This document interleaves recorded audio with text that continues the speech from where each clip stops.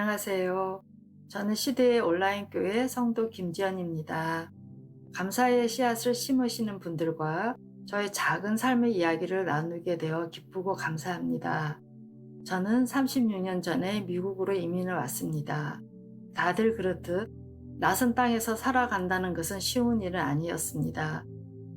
그러나 미국은 기회의 땅이고 무엇이든지 열심히 일하면 아메리칸 드림을 이룰 수 있다는 믿음이 있었습니다. 시간이 지나면서 저희 가족의 노력은 헛되지 않게 처음 일용직에서 아웃도어이지만 장사를 할 수 있었고, 또 시간이 흘러 가게를 차리고 LA 다운타운의 의류 도매업의 가게까지 차리게 되었습니다. 그런데 저희가 우리 도매 가게를 시작할 무렵 4.19 폭동이 일어났습니다. 당시 폭도들로 인하여 LA 다운타운 가게들이 약탈되는 광경이 텔레비전에 중계되었는데, 화면 속에서 저희 가게가 약탈되고 불까지 나는 장면이 보였습니다. 저는 TV를 보면서 울음을 터뜨렸습니다. 광란의 물결이 무사히 지나가 주기를 바랐던 우리 가족은 허탈감에 주저앉고 말았지요. 며칠 후 폭동이 지나간 현장은 생각보다 더 비참한 꼴로 저희 가족을 맞았습니다. 모든 물건을 다 가지고 가고 화장실 거울까지 떼어간 데다가 불까지 지른 그곳의 비참함은 이루 말할 수 없었습니다. 그때는 이민 와서 열심히 산 죄밖에 없는데 왜 우리가 이런 벌을 받아야 하지? 도무지 이해할 수가 없었습니다. 하루아침에 한 푼 한 푼 아끼며 모은 전 재산뿐만 아니라 물건을 들여놓기 위하여 빌린 돈이 너무 많았기 때문에 앞으로 어떻게 살아야 할지 막막할 뿐이었습니다.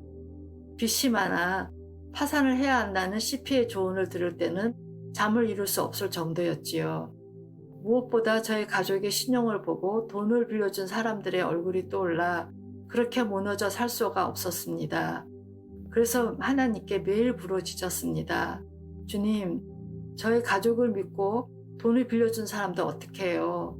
제가 빌린 돈 많이 더 갚게 해주세요. 그들은 아무 잘못이 없어요.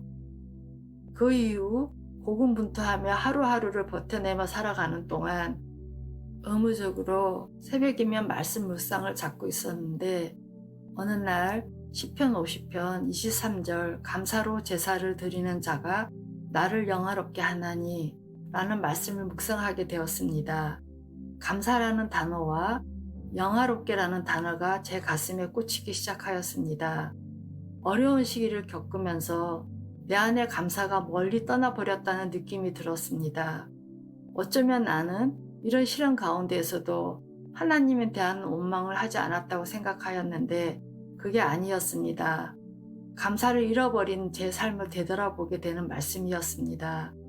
마음 안에 원망과 불안, 절망이 가득한 나 자신을 발견하게 되었습니다. 그래서 먼저 깊은 회개와 함께 부정적인 것들을 멈추기 시작하였습니다.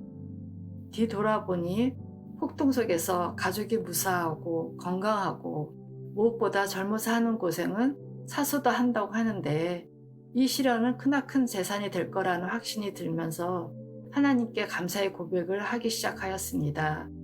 그렇게 한 해 동안 감사한 일을 세워가기 시작하였더니 저의 가정에 닥친 시련에 집중하느라고 많은 감사를 놓치고 있다는 사실을 깨닫게 되었습니다.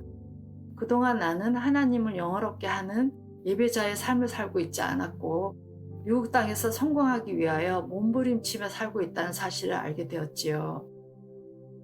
그 후 하나님은 저희를 더 안전한 장소로 이사하게 하시고 장사를 다시 할 수 있는 도움의 손길들을 주셨습니다.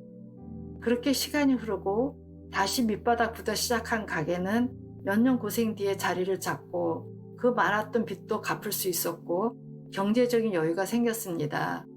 하지만 우리의 삶은 불행 지나가고 나면 행복이 계속 이어지는 것은 아니듯 계속하여 저에게는 폭동 못지않은 큰일들과 작은 사건들이 끊임없이 찾아왔습니다.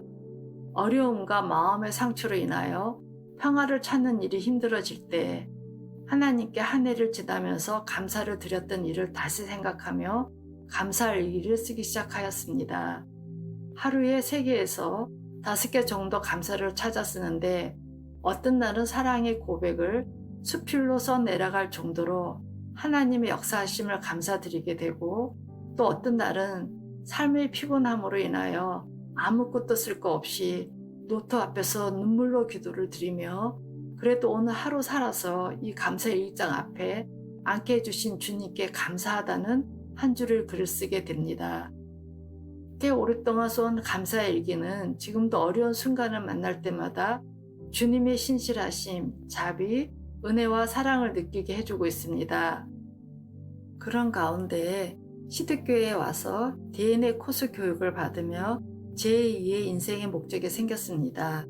디아스포라의 삶이라는 하두를 가지고 살아가기로 작정한 거지요.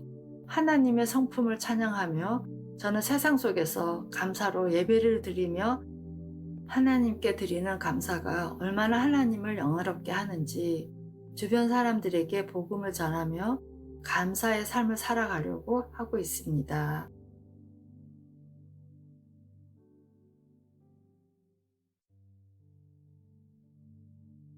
김지연 성도님의 믿음의 고백에 깊은 감동을 받았습니다.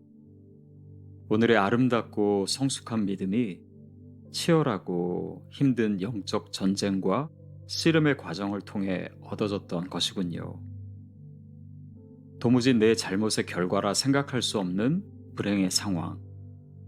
그 시련에 집중한 나머지 온통 원망과 불평이 가득한 우리의 마음에 하나님은 감사를 요구하십니다.